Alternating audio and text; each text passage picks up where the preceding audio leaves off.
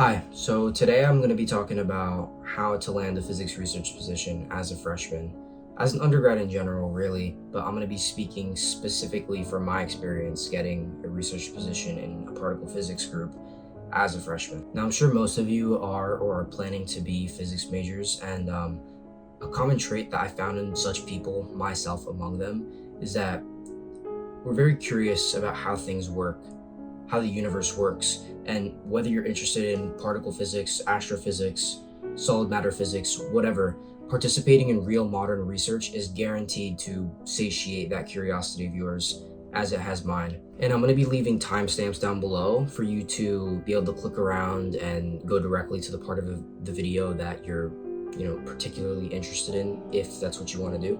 First of all, I'm going to be talking about what research opportunities there are for you to participate in the first place. And the second thing will be the skills and experience that might be expected of you when you join a research position or a research group in general. So the general skills and experience that might be expected of you. And lastly, which is probably the most important part of this video, because it's really the only thing that's standing in the way of you joining a research group, and that is going to be approaching a professor. Because the skills and experience, as you'll see, I do stress that they are important to an extent.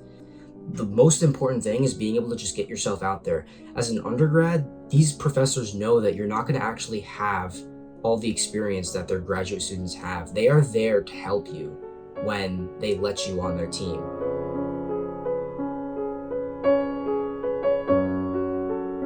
So onto the first part of the video, what research opportunities are there in the first place? In the most basic way that I can think of to put it, there's research at a university and research not at a university.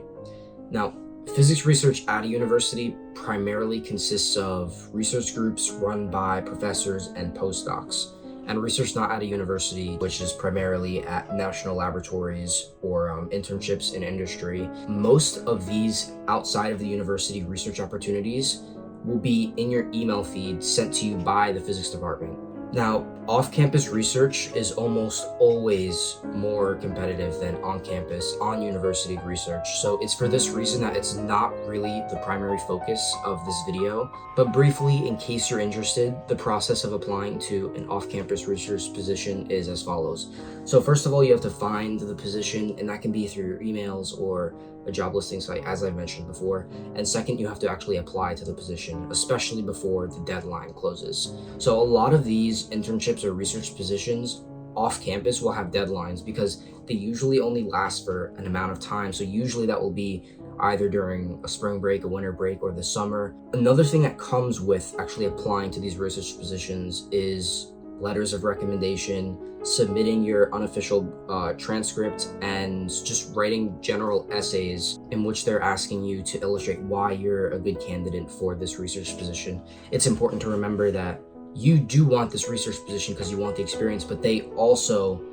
want to make sure that they are committing their resources to, a valid candidate. So just make sure you can get the point across that you are a capable physics student and you will be able to learn these things that they're teaching you quickly and apply it to actual research. Anyway, back to research that you can get at a university. These positions are not necessarily easy, but certainly easier to get than off-campus research positions, at least from my experience, which is going to bring me to my next point about skills and experience.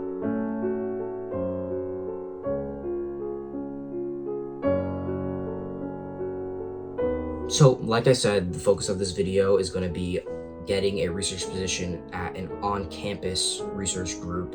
So, a very important part of that is the skills and experience necessary to get involved with such research. Now, regardless of what you might initially expect research to be like, professors and their graduate students are there to train you to gain the skills necessary to perform the research that they're doing. They understand that this might be your first research opportunity. And with that being said, the skills and experience necessary for you to actually get your first research position is none. There's no actual experience and skills that is absolutely necessary for you. Of course, that doesn't mean that any experience or skills that you have won't be an added bonus. They certainly will be. But I want to expand on this idea of not needing any experience or skills, because I don't want that to be taken the wrong way.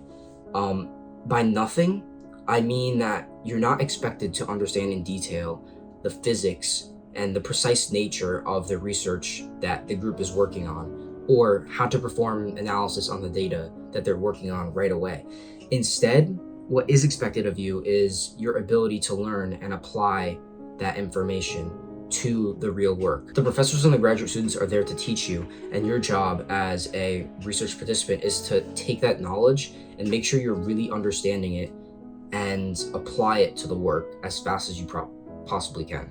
So with that, the initial learning curve is probably the most difficult part of any research position, because you're just going to be learning all of this new physics and data analysis skills that you probably have never used before. And that was definitely the case for me, because when I first started working for this particle physics research group, I was asked to work Ubuntu, which is like a Linux operating system interface. I wasn't necessarily such like a computer science or computer guy, so a lot of this stuff was very new to me. I didn't even know that these were things that I could do in the first place. But yeah, I had to learn to mount my computer onto this computer at Rutgers in order to access this data that I could perform analysis on my computer. So if you were looking for some general way to prepare for applying to physics research, then unfortunately there really isn't one as far as I can tell.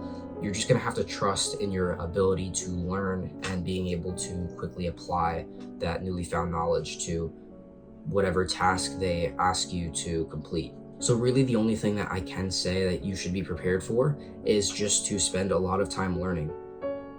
Lastly, and most importantly, how do you approach a professor you're interested in doing research for? Now I'm changing up the scenery for this last bit for an anecdote that I think illustrates my point best. Here's Hartley Rathaway, the most wonderful physics student there is. Even as a freshman in university, he already participated in Princeton's plasma physics internship, assisted his father, Albert Einstein, with his research on heavy quarkonium physics, and much more. He knows every programming language there is: Python, Java, C, even PHP and Ruby. He's currently attending MIT as a triple physics, math, and computer science major, and he's decided that he wants to do research for the famous Walter Lewin. So one day, he walks up to Walter Lewin and says, "Hello, Professor. I am Hartley Rathaway, sir. I bless your soul with my presence here today to ask you that I join your research group on rotating neutron stars. You seem like a smart kid, but unfortunately, my team has no open positions. Sorry, man." With his pride crushed, Rathaway gives up on pursuing physics research and instead joins a geology research team. So that's good. Now, here's Barry Allen, certainly a smart physics student, but certainly not the smartest either. He also asks Walter Lewin, just like Rathaway, and gets denied. But he doesn't give up and continues to ask Leonard Susskind, "Can't do it. What are you gonna do about it?" Roger Penrose, "Here's the thing about quantum mechanics." He gets denied by both of them.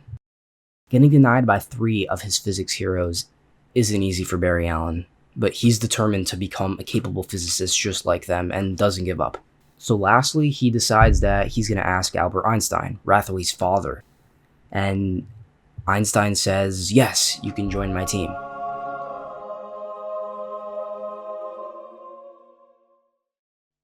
Unfortunately, I really can't do a German accent. Not that I was very good at the others, but that's all besides the point here.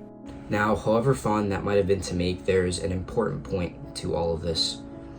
Whether a professor has no positions available or is simply not interested in training a freshman, you can't give up.